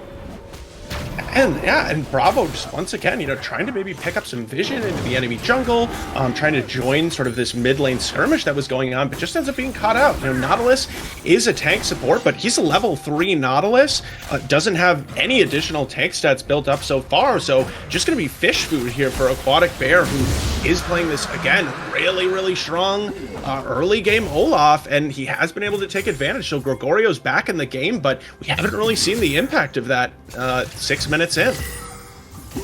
Absolutely, and you know what? I really like the proactiveness from Sensei Squad right now. They've just been really proactive across the entire map, and honestly, with a composition like this, obviously the Jinx and Syndra will scale, but the Olaf and Gragas are gonna eventually just kind of they're gonna fall off and just be meat shields. So, I do like the proactiveness coming out here from Sensei Squad, and I feel like they need to keep that up at least until the mid game, where the Jinx and the Syndra can then, carry them through the rest of the game from there. Yeah, and like we can see Kaiser here just trying to bait the gank, but Veneris actually playing this really, really smart, not making himself too vulnerable, and with no flash available for the Orianna, we've just seen the way that Veneris has really just been able to toy with Kaiser. Archon going for this all in, pretty far down on HP. Not gonna make anything happen though. Hold that thought though. It looks like we just had some posturing between the two squads there. I think Horizon really do not want to fight right now. I feel like they might just be feeling a little bit of pressure due to the 2 kills that have been given over to Sensei Squad. Olaf is, like we said, is a pretty strong early game champion, and they realize, okay, we need to try and actually scale a bit more and not look for stupid fights right now. We know we will be stronger once the the mid-late game force fight comes through, and we have a few items on our champions here. Yeah, and I mean, I do think that Horizon's caught in a little bit of an awkward position here, because they did, focus a lot of their drafting resources on some of these champions that are stronger in the early game. Decerus's Jhin comes to mind in particular, and so, naturally you do want to be able to take advantage of that early game strength from these champions, especially comparatively to the Jinx. But with the lead that's early game compared to Jinx. Jhin, I think that Jhin has a stronger early to mid game than Jinx in terms of the burst that he's able to provide, especially again after the nerfs coming to Jinx. I like, certainly Jinx is overpowered, but I think so much of her power comes from the scaling. But I will say, in defense of what you're saying, like, this game, Matrix Shadow has managed to be even in CS so far with Decerus, and even in the last game, Decerus was pretty far ahead, so. Mostly, I just think it's the CC between the Jinx and between the Jhin and the Nautilus that is so dangerous. You mean more so the 2v2. If you can lock down the Jinx, but Veneris. Oh yeah. Veneris just flashes out, and he's gonna keep his life there. As we see Archon and Nick Lulz here, just getting into another kerfuffle. But it looks like the Grog, We did mention this. Well, I know I mentioned this, that Nick Lulz was going to be playing weak side, and he's playing this really well despite the gold being abysmal.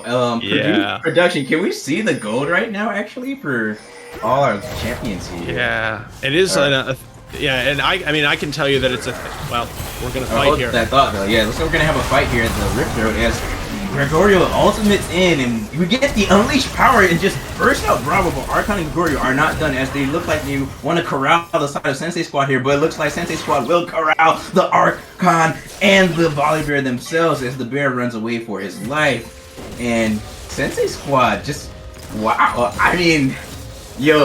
they're playing so good right now. Yeah, they do. They pick up 2 kills for none. They do. It does come at the loss of the Rift Herald. And then in addition to that, you'll notice that Decimus did remain down in the bottom lane, whereas Matrix Shadow opted to roam up. So that did give a numbers advantage for Sensei Squad in the fight, but it will be just 1 plate going over to the side of this Jin, who does find himself a little ahead. But Kaiser Uwu is gonna keep his life and gonna go ahead and reset as we see the Volibear just hovering around his lane here. Gregorio, just hovering around mid lane right now. TP coming back out from Kaiser though, as Archon and Nicolo just continue to, pretty back and forth in the top lane. Oh, while we have a little stay, if we could see the gold real quick, or if you could tell me what the gold is actually. Yeah, so we got, looks like 700 gold lead in the top lane for Archon. In the jungle, Aquatic Bear looks like he's up about 900 gold. 300 gold lead for Veneris in the mid lane.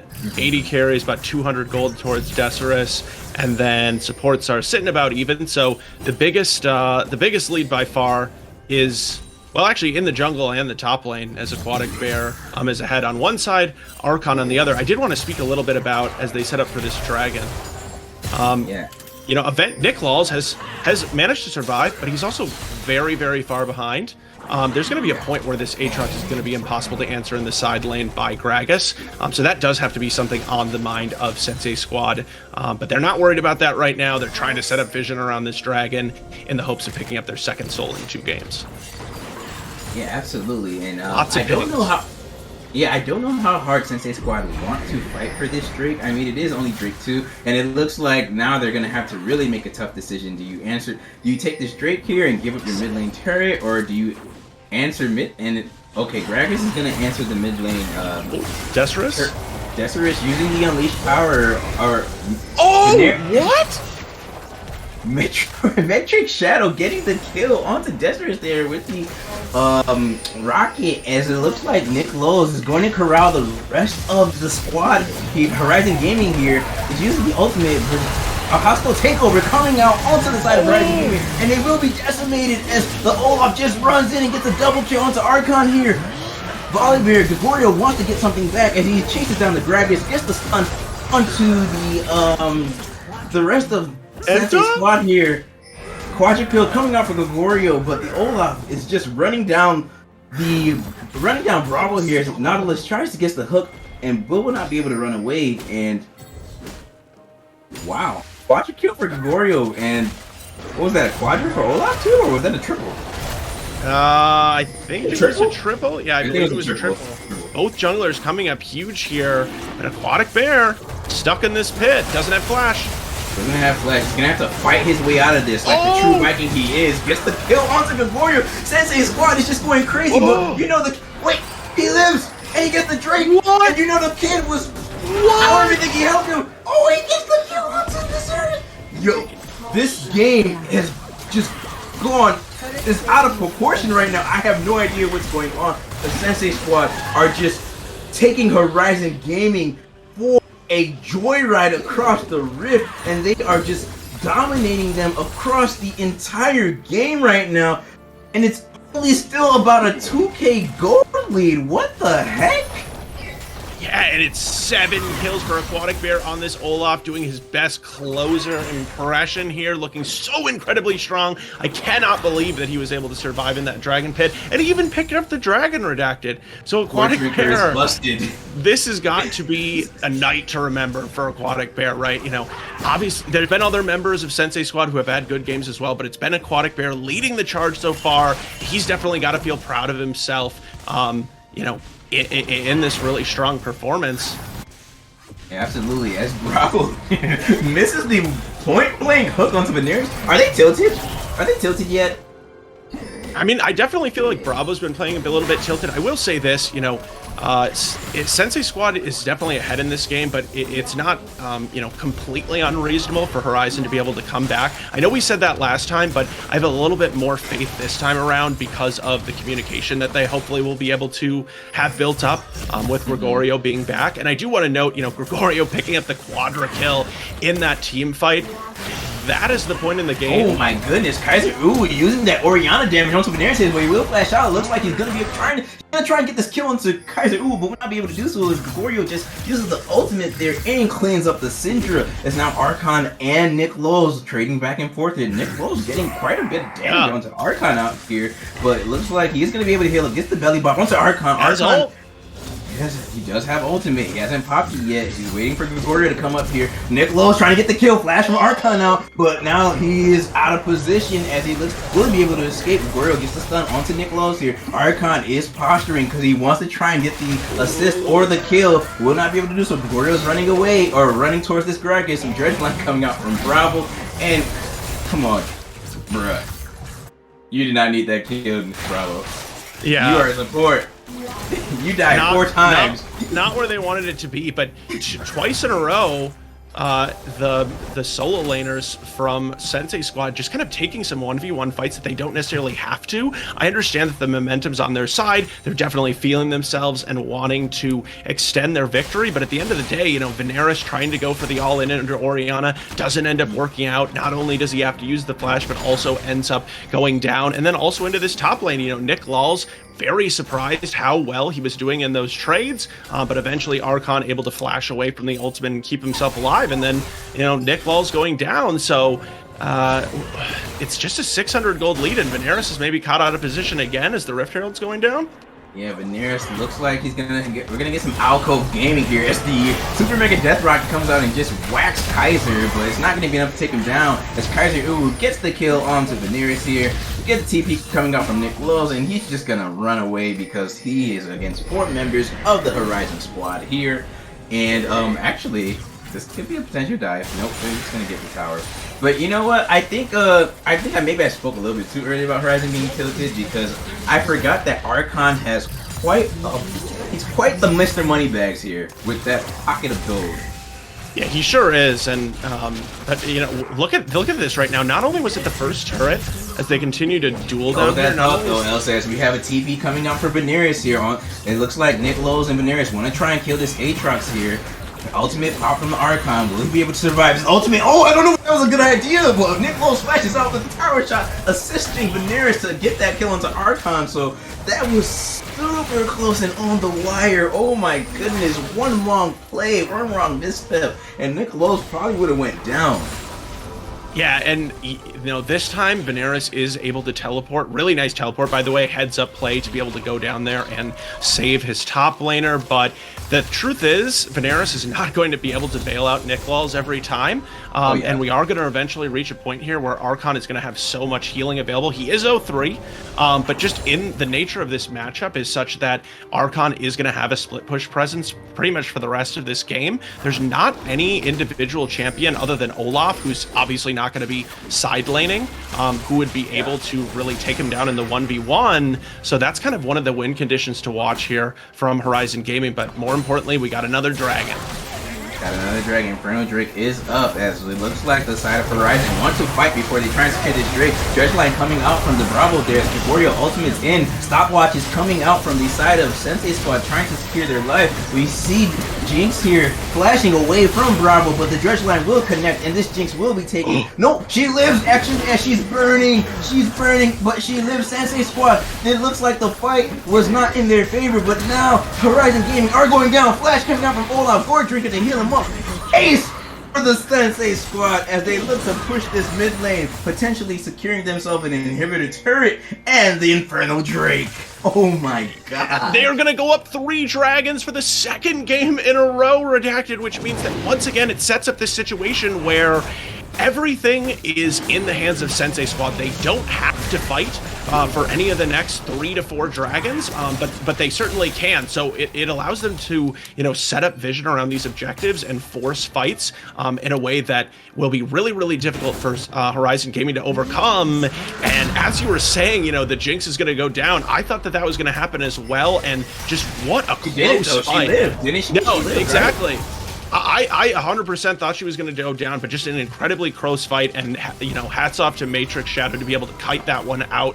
You know, other players might not have had sort of that discipline to know that it wasn't quite over. So Sensei Squad coming out on top of a fight that I think looked really good on the engage for Horizon Gaming. Notably, Aquatic Bear did not have the ultimate available at that moment on Olaf, so wasn't able to cleanse himself out of Bravo's hook. But mid lane looks like it might go down. Yeah, and objective bounties are now up for Horizon Gaming. Yep. And also this game is crazy because despite the fact that Sensei Squad get these great fights and the gold is ahead, it still doesn't look like Horizon are out of it just yet. I don't understand why. I feel like Sensei Squad have this game within their grasp, but there's just a small voice in my head that says Horizon though. Yeah, I mean, I think Cut them out. Yeah, I think it's fair. I mean, I think that, if Sensei Squad is able to play out this game, the rest of this game, how they would like to, they should still be able to win it. But you're right. Horizon Gaming has shown themselves to be one of the best teams in this league. Certainly, they're capable of coming back. But Kaiser, stun out from Veneris here onto Kaiser. Ooh, Unleashed Power will not be able to take him down. Archon getting the kill onto the Syndra there, but Matrix Shadow getting revenge for his mid laner as the hostile takeover goes wide. Gregorio trying to run away from the Sensei Squad here will be able to escape as they push in this mid lane here. And that will be all 1-for-1 for both sides.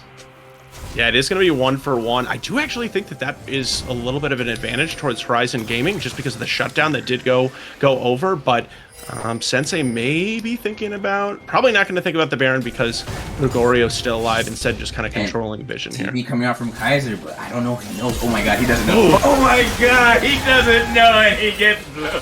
Oh no, that should be banned for Sensei Squad here.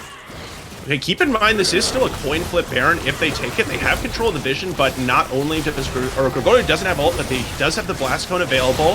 So this is actually pretty risky. If you're Sensei Squad, if they lose the Baron, it's a pretty big deal. It's going down fast. They blow the blast plant though. Gregorio, he's gonna have to ultimate in. No Horizon Game. Nope, they're not even gonna. They know if they contest that and they lose, that just might be game. So that's fair. Yeah, I do think it was smart of them to back off because, once again, Elsa, this is game 2. Sensei is in command. They already won game 1. If Horizon lose this and if they get 2-1 by Sensei Squad, do you know how many memes are going to be made about this? Yeah, I'm very excited, and I think everyone should be excited about a league in which a team that's in about 5th place is able to be competitive with a possible, or kind of one of these top of the table squads, because it just shows the level of competition that we do have here in the CCS Thursday, which is something that we're proud to be able to show off. And yeah, Sensei Squad, game 1, we have to give the caveat that Gregorio was not there. There's this last second situation. The asterisk on it. Yeah, right. There's this asterisk on game 1, but game 2, no asterisk, right? Redacted. This is just straight up Sensei Squad outplaying their opponents in Horizon Gaming, and I'm loving every second of it. This is not the NBA bubble, it's not the bubble. It's not the bubble championship. It's not the bubble trophy. This is the real deal here. So if Sensei Squad take this, they are sending out hold that thought. As Dredgeline comes out from Bravo, will land onto Veneris. Stopwatch to secure his life just a bit longer. Hostile Taker goes wide, but the curtain call from the Jin to push the Sensei Squad out. Ragnarok from Aquatic Bear here to keep himself alive and just disable all CC there as the rocket goes wide. Drake is coming up in just a few seconds here, 35 seconds to be exact. And Sensei Squad, none of them die, I believe, and they all keep their Baron buffs too, so well done so far. But both sides still posturing here for this Infernal Drake, and we still have the Gragas ultimate, we still have the Syndra ultimate, the Nautilus ultimate is still up as well, and that's it. So we got 3 ultimates. Yeah, a lot of things blown for both teams, definitely, so it'll be interesting to see if anyone's willing to pull the trigger. I would anticipate that Horizon Gaming probably, they need to deny this, right? So they're going to be desperate to try to control vision. Absolutely, here and for Sensei Squad, how bad do you necessarily want to fight for this? So you have Baron buffs still. Right. I feel like you should potentially actually put Horizon Gaming between a rock and a hard place. As Ragnarok coming out from Aquatic Bear here, and looks to chase down Kai's Ooh, will not be able to get him. His Archon is on the back line of Veneris here, and he just gets so much damage. to the mid laner of Sensei Squad, but his life will be taken in return. And look at the side of Horizon Gaming. Two of them have like 1/8 of their health bars left. And it looks like Nick Lowe's gets the belly bot onto Kaiser Uwu, but he will not be able to get any more damage onto the mid laner there, and Sensei Squad will claim their prize, the Infernal Soul here. Gregorio will not be able to contest this because he's so low, but Horizon Gaming do not want to give her the soul without a fight. Kaiser Uwu is posturing him out with the ball here. Gregorio using the ultimate there, trying to get the kill onto the hostile takeover. It just comes out and wipes the side of Horizon Gaming. Sunset for them, put the Horizon into the darkness. Sensei Squad once again taking you to class. And I think they're gonna get this inhibitor tower here. Did they already get the inhibitor? I think they already got the inhibitor. They already got the inhibitor. Yeah. So this should be the inhibitor. Then this should be the inhibitor themselves, right? They should be able to pick up an inhibitor here for sure, and more, even more importantly for me, they do pick up that Infernal Soul, which is so useful in allowing the damage for Aquatic Bear to continue scaling on this Olaf, and also with Matrix Shadow, who has turned things around in Game 2 after struggling a little bit in Game 1, has looked very, very strong on this Jinx. In that team fight, Aquatic Bear engaging, running into 5 members and managing to come out alive just speaks to how far up this Olaf is. And at this point, if Horizon isn't able to get on Matrix Shadow, they won't be able to win the team fights. Honestly, Elsa, hold that thought though. As Shockwave comes out from Kaiser Uwu, Ragnarok popped by Aquatic Bear here. Is he's also buffed up by the Renata Gloss, so if he was to get a kill back onto the Olaf there, he would, revive, but just use it to get out and back off. But Horizon, they are not done. Matrix? They are not done. They want some more. They're looking for stragglers here. Shut down from the Gale Force with the Jin. Curtain Call coming out. Flash coming out from the Syndra just to avoid the Curtain Call. Lick Lows looks like he's going to be killed, but the stun comes out from Syndra. Goes wide. Syndra, just leave it. Leave. What are you doing? Yeah. Just leave. You overstayed. You overstayed. So this is actually a really big deal because not only does Veneris die, not only does Nick Lulz and Matrix Shadow die, but Veneris also blew his flash and the teleport came out from Nick Lulz. That is a lot of cooldowns utilized by Sensei Squad for absolutely diddly squat on their side. They got nothing out of that, and it really, the reason why it happened was just a very disrespectful recall positioning from Matrix Shadow. In the jungle, behind the Baron Pit, on Horizon Gaming side of the map. Yes, they're ahead, but he's playing Jinx, and there's no way over the wall other than a flash, which was not available.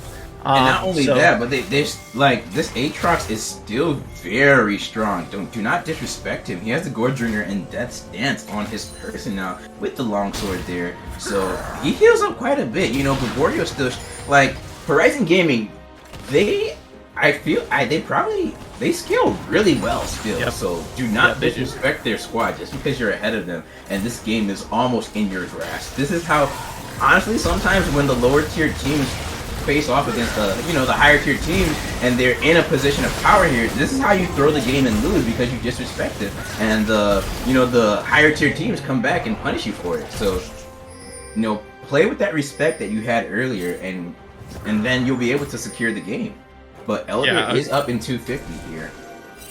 Agreed. And something that I can't remember if it was last week or 2 weeks ago, but that Rychain's pointed out to me that's a little bit interesting is when teams take these pretty early souls, like we saw in this game, and the Elder Dragon becomes available, if Horizon is able to pick that one up, it might be to the detriment of Sensei.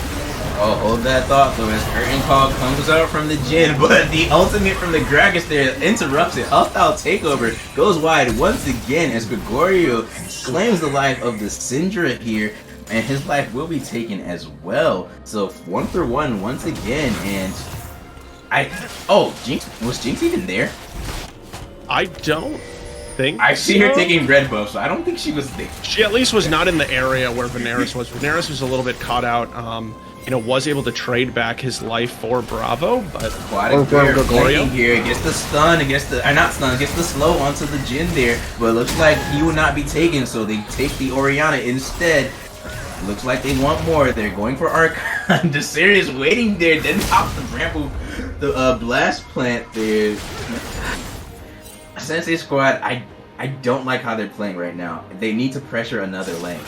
Preferably top lane if you want to try and get this Baron buff. They should have been having, they should have had Nick Lowe's, I feel like in the top lane with maybe Olaf shadowing him, and then kept the other 3 members mid just to keep it pushed up to create some pressure there. But I mean, now they're going for this Baron. Jinx is pretty strong champion, you know, about 3 items on her person here, and it looks like they're gonna secure this Baron here without a fight. Squirrel did not want to take that ultimate in. Hostile takeover just blown from the Renata here. So hopefully now we'll see more of a split push from the side of Sensei Squad here, because they need to try and pressure Horizon Gaming across the map, not just one lane, especially before this Elder comes up here. Yeah, they certainly do, and I do respect the discipline from Horizon Gaming. Oh, Archon. Aquatic Bear getting the slow into Archon here, but ooh. Oh no, I think no, they didn't see him in the bush. Now they'll see him. Okay, now they'll see him. Whew. Oh my goodness. Yeah, and Horizon Gaming just being really patient here. You know, they want to wait out for this Elder Dragon. If they can take the Elder Dragon, that's, you know, might be able to put them over the top to be able to win fights. You know, we spoke about the scaling of this Aatrox, but also Kaiser on the Orianna has been able to pick up almost 3 items at this point. So he's continuing to scale as well, and I really want to keep an eye on this Jinx to see if she can stay alive in the team fight. Yes, I hope you're ready. This fight is about to be crazy, because literally this fight here will probably make or break the game. If Sensei Squad get this Elder, they're beelining it mid and they're ending the game. If Horizon get this, they get to live for like another 3 minutes. You know, and the minions are shoving up mid. 3 minutes, yeah. Minions are shoving up mid, and you know, Sensei Squad, they don't. Well. Yeah, Sensei Squad has no reason to start this necessarily. They don't need to be forced. They'd love to just keep Horizon here for as long as they can. They will start it up though. Well, that's all that we see. Current call, hostile takeover coming out from the Renata there, as it will interrupt the Jin ultimate. Gregorio using the ultimate in there onto the back front line of Sensei Squad, but he's just gonna be taken out as Aquatic Bear is on a rampage. They get the stun out onto the side of Horizon Gaming here. That's it. And Sensei Squad have done it. They have done it. They will 2-0 Horizon Gaming. They will take the series, and they will take the win over Horizon Gaming. Gregorio be damned. Peter, the Perky the Parrot be damned as well. They have done it. They have proven the haters and doubters wrong. And Sensei Squad take game 2 and take the series 2-0. GG. Well played.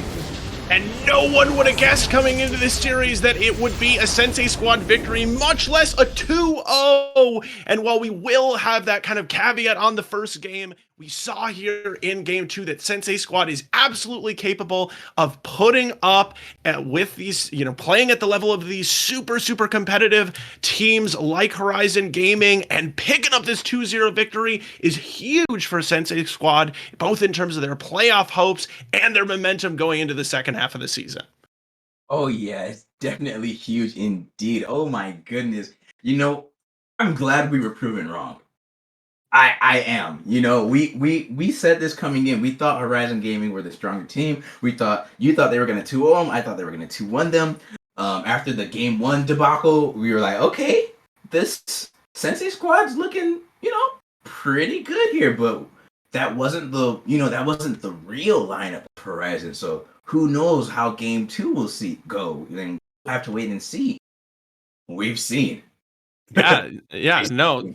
And just huge congratulations here to Sensei Squad pulling out the victory. For Horizon Gaming, though, suffering their first match loss of the split is 0-2. This is going to bring them a little bit more, you know, into question, especially this game 2. They looked a little disorganized. They looked honestly a little just bit outmatched. And in particular, Gregorio struggled, I would say, against Aquatic Bear, who is absolutely dominant in this series, 10-1 and 14 on the Olaf there in game 2. And I think that I think that people are going to start to maybe question the dominance of Horizon Gaming after losing this series to Sensei Squad. So just keeping the CCS Thursday as spicy as possible.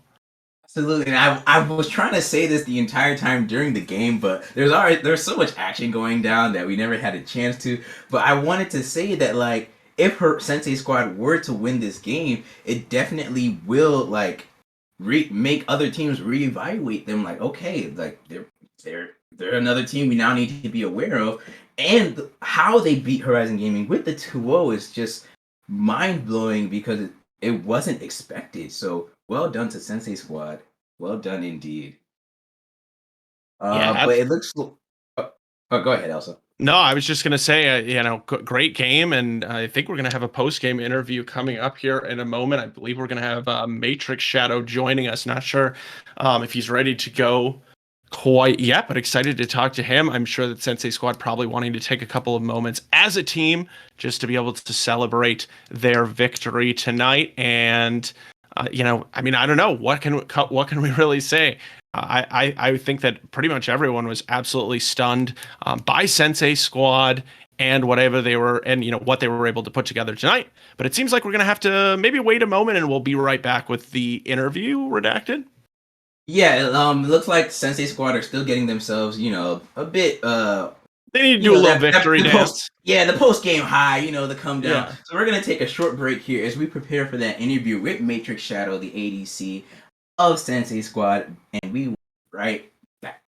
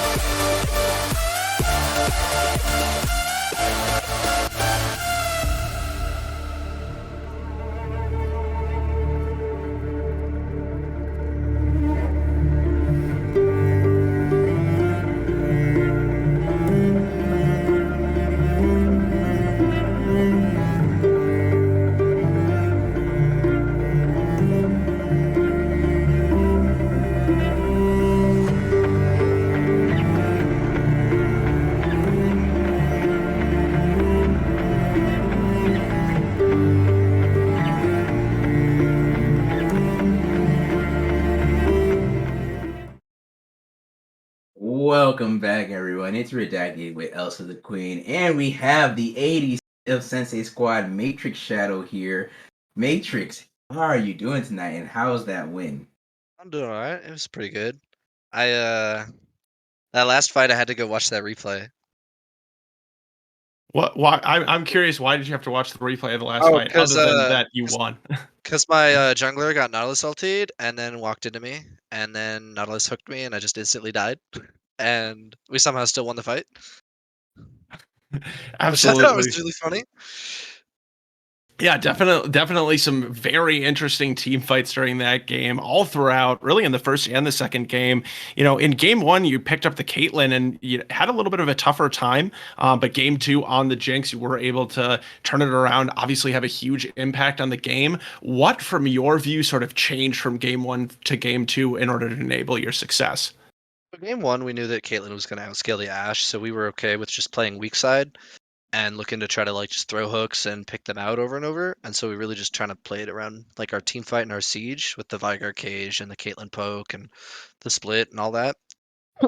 So we weren't able to get super far ahead in lane, but we were also able to help the rest of the map. And the second game, Jinx is just like kind of my one trick, and for some reason it didn't ban it, so it was pretty easy from there. Yeah, and I want to really quick. I'm curious, if because you're a big Jinx player, what you kind of think of the the slight nerfs to the champion. Do you still think it's viable? Do you still think it's just as strong as it's been the rest of the season, or where does she kind of land on the tier list?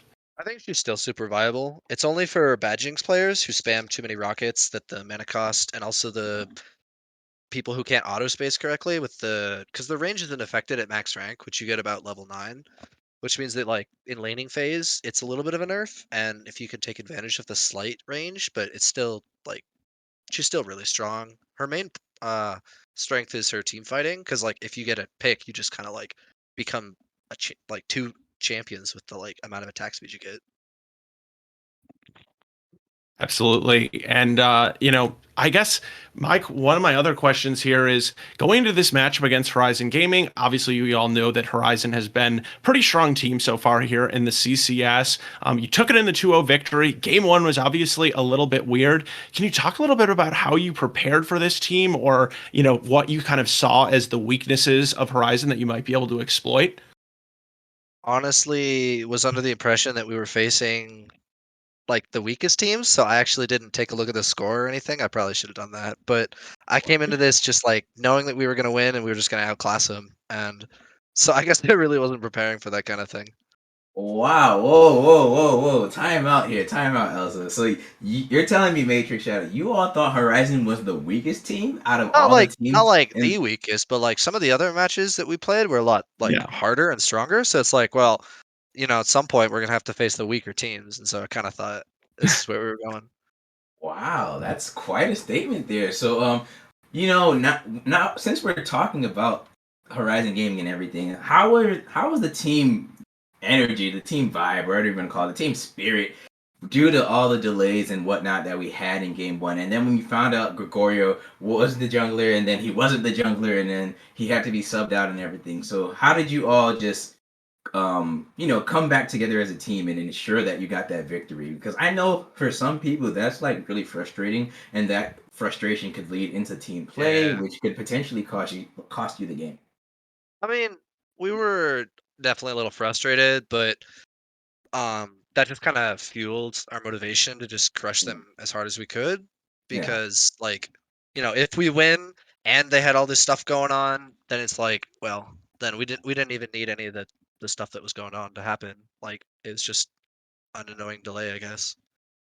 That's kind of how So we took it, I think. got you. And then my next question for you is actually kind of a follow up for game 2. So when Gregorio was subbed back in, did your strategy change at all, or were you all still going to play somewhat similar, the same similar strategy, but just a bit more cognizant, like okay, they actually have their full lineup now? Yeah, I think we definitely took the second game a little bit um like more seriously from a like macro perspective, Mm-mm. because I don't actually have the score and I can't pull it up, but I feel like this is just what I remember, that we were able to get a little bit of picks and stuff just due to like some miscoordination the first game. The second Mm. game they definitely seemed more coordinated, and that draft that they had was really scary, but luckily we were able to just kind of like hide out all of their engages, and just play front to back really well.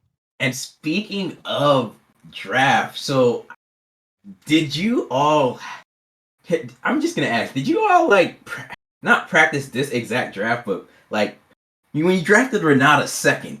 I don't know if you heard me on stream, probably not, but I was like very shocked that you picked that second, because I've kind of said like Renata, you kind of want to pick her more so into compositions that dive into your team. So I was a bit worried that you picked her so early and revealed that champion, because you didn't know what else that the side of Horizon were gonna draft. So can you give me some of y'all's thought process around drafting Renata, and then the picks that you supplemented with that? So once you picked Renata, did you then decide like, all right, we need to draft more champions that can help the Renata and our Jinx do well? or did you already have this team composition kind of planned out in mind? We kind of took a book from the LCS. Like once we saw the Nautilus, we're like, oh, Mhm. okay, they're going to be building a go-in team because like that's what Nautilus does, and that's all he does. So Yeah. with the Renata, it allows us to kite out really well, and Renata Olaf is absolutely busted. We played against it in either Flex or in one of our other games because like you just can't kill the Olaf, you can't see the Olaf. So it's like, well, we can totally run that because we've been, practicing the bot lane. At least me and the support have been doing, and Mhm. so I feel like our bot lane was strong, and we decided to just try it, and then drafted kind of a tanky composition to just kind of try to run them over. Obviously, it worked out well for you too. So, looking forward to the rest of the season here, week 5. So we've kind of hit that halfway point. And, you pointed out Matrix Shadow that you all have played against some of the best teams that CCS Thursday has to offer. So you have some easier matches on the back end. What do you kind of see as the goal for this team in your first split here in the CCS? And, what do you think you're going to be able to accomplish? We're definitely looking to improve our team play, and that's kind of like what this draft that we initially did was strong at. And so continuing to improve our team play and improve as individuals, just kind of making us stronger, I guess. That will hopefully be able to continue to win games in the future.